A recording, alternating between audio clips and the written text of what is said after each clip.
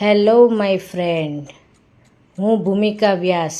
આજે હું તમને જૂના અમદાવાદની શેર કરાવીશ. તો ચાલો બધા મારી સાથે જૂના અમદાવાદમાં, ઓલ્ડ સિટી અહેમદાબાદ.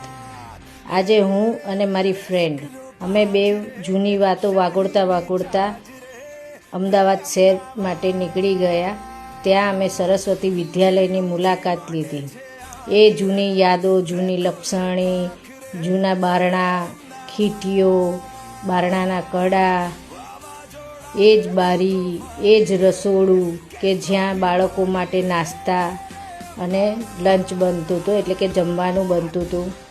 એ જ ટીચર માટેનું ટેબલ, જૂની ખુરશી, બધું જ એવું કહેવાય ને કે જૂનું જોઈને જૂની વાતો બધી એટલી યાદ આવી ગઈ કે પૂછો જ નહીં.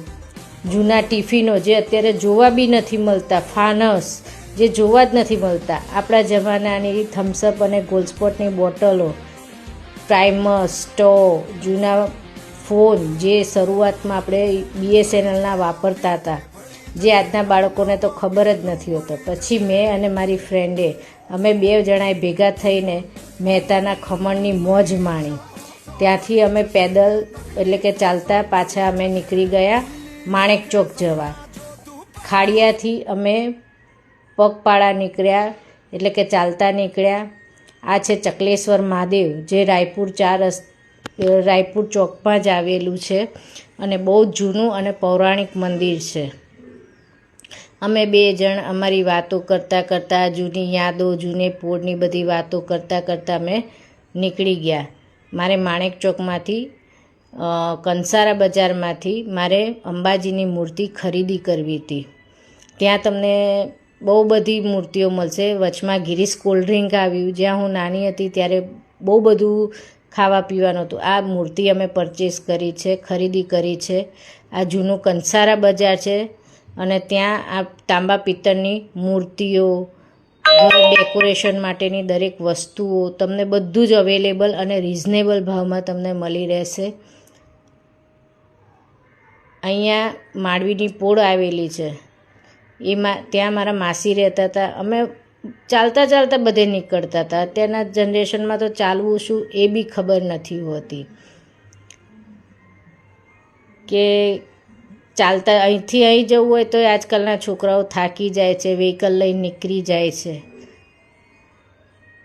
બાકી જે ચાલતું જવાની જે મોજ છે, ચાલવાની ને જૂની વાતો યાદ કરવાની, જૂનું અમદાવાદ તો અમદાવાદ જ છે. ત્યાંથી અમે મૂર્તિ ખરીદી કરીને પાછા અમે પગપાળા નીકળ્યા. અમારે જવું હતું ભદ્રકાળી મંદિર, માતાજીના દર્શન કરવા.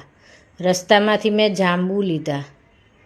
જાંબુ લઈને અમે આગળ નીકળ્યા.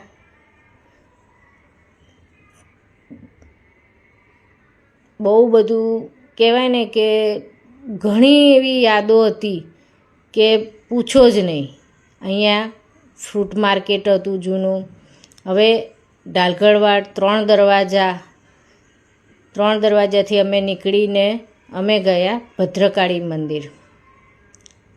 ભદ્રકાળી મંદિરે માના દર્શન કર્યા, મા કાલિકાના, મા દુર્ગાના, કે સંતોષ થઈ ગયો માના દર્શન કરીને કે હું માના ચરણોમાં આવી.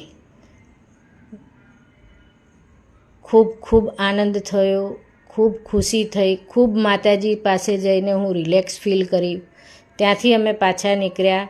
રસ્તામાં હુસેનની બેકરી આવી, એ બી બહુ જ પુરાની છે. ત્યાંથી અમે ગયા ચંદ્રવિલાસ. ત્યાં અમે ફાફડાની મોજ લીધી. ચંદ્રવિલાસ તો જૂનું ને જાણીતું નામ છે. ત્યાં બધા જ એક્ટરો, PM, CM બધા જ આવેલા છે ત્યાં આગળ. અને ત્યાંનું પ્રખ્યાત ફાફડા અને જલેબી, એ ના ખાધું તો તમે કંઈ જ ખાધું ના કહેવાય.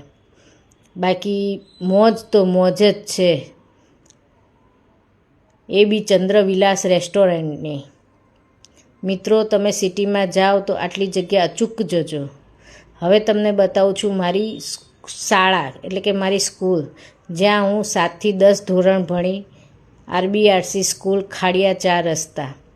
મારી સ્કૂલની બી યાદો બહુ